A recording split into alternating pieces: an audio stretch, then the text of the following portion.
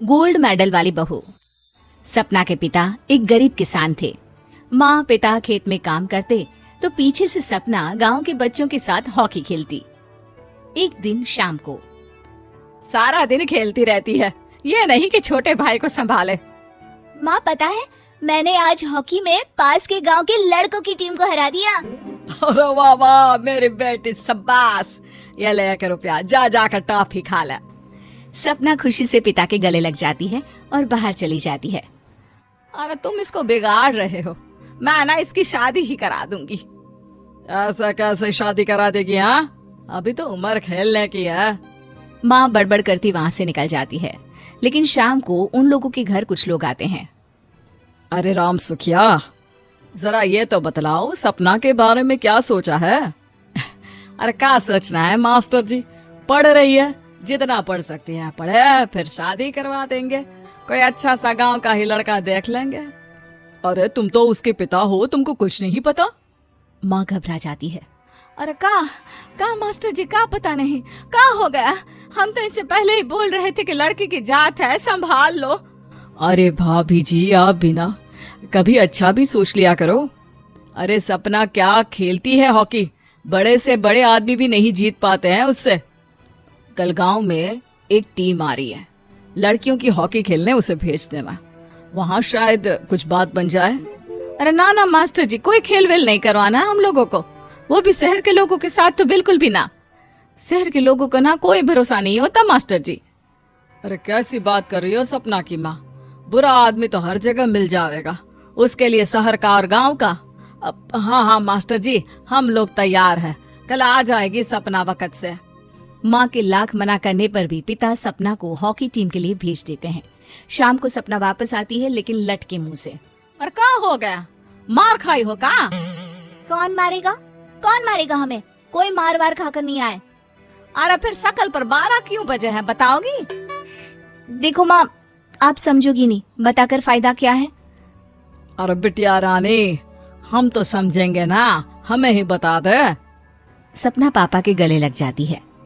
पापा, मैं ना सिलेक्ट हो गई हूँ भारत की हॉकी टीम में खेलने के लिए। अरे वाह, ये तो बहुत ही खुशी की बात है मेरे बच्चे। फिर मेरी गुड़िया काहे परेशान है? पापा, मुझे दिल्ली जाना पड़ेगा आगे की प्रैक्टिस के लिए। माँ जो सारी बात सुन रही होती है, जोर से चिल्लाती है।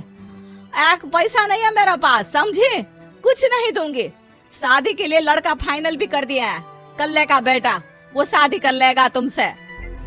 सपना पिता की ओर देखती है। अरे देख सपना, खेलने दिल्ली जाना है तो सिर्फ इसी शर्त पे कि आकर कल्ले से बेटे से चुपचाप शादी कर लेगी, बोल। अरे ठीक है ना, कल्ले का बेटा तो बहुत ही समझदार है, सरकारी नौकरी है उसकी, मान गया वो तो सपना शादी कर लेगी। सपना भी धीरू, जो कि कल्ले का बेटा था, उसे जानती थी। वो मन ही मन सोचती है कि शादी तो वैसे भी होनी है, लेकिन माँ की ये शर्त मान गई तो जीवन जीने का एक मौका तो जरूर मिलेगा। हाँ, मुझे मंजूर है। तो कल मैं उन लोगों को बुला लूं? पिता और सपना दोनों एक दूसरे को देखते हैं। अब माँ ठीक है ना, बुलाने की क्या जरूरत है, वो लोग पसंद कर रहे हैं ना मुझे, वही ठीक है। बस आप तो मेरा दिल्ली का बैग पैक कर दो। सपना दिल्ली जाती है, दिल्ली टीम के लिए खेलने के लिए। सपना खूब अच्छा खेलती है और गोल्ड मेडल जीत कर आती है। जब वो गांव आती है तो उसका जोरदार स्वागत होता है। हर कोई सपना सपना चिल्ला रहा होता है। और सपना के पापा, तुम्हारी बेटी ने तो गांव का नाम रोशन कर दिया है। गांव की तरफ से तुम लोगों को गांव में पक्का मकान और सपना को परिषद में पक्की नौकरी देने के लिए हम तैयार हैं। अरे वाह वाह, पक्का मकान, ये तो बहुत अच्छी बात है, लेकिन सपना की नौकरी नहीं चाहिए हमें। हाँ, कैसी बात कर रही हो सपना की माँ? लड़की की नौकरी रहेगी तो अपने पैरों पर खड़ी रहेगी, किसी के आगे झुकने की जरूरत ना पड़ेगी। अरे चुप रहो, हम तो नौकरी ना करते हैं, पर मजाल है कि किसी के आगे झुके हो। ना ना, हमारी बेटी नौकरी नहीं करेगी। पिता लाख समझाते हैं, लेकिन माँ नहीं मानती। और फिर वो दिन भी आ जाता है जब सपना को अपने कहे अनुसार लड़के से शादी भी करनी पड़ती है, ससुराल में।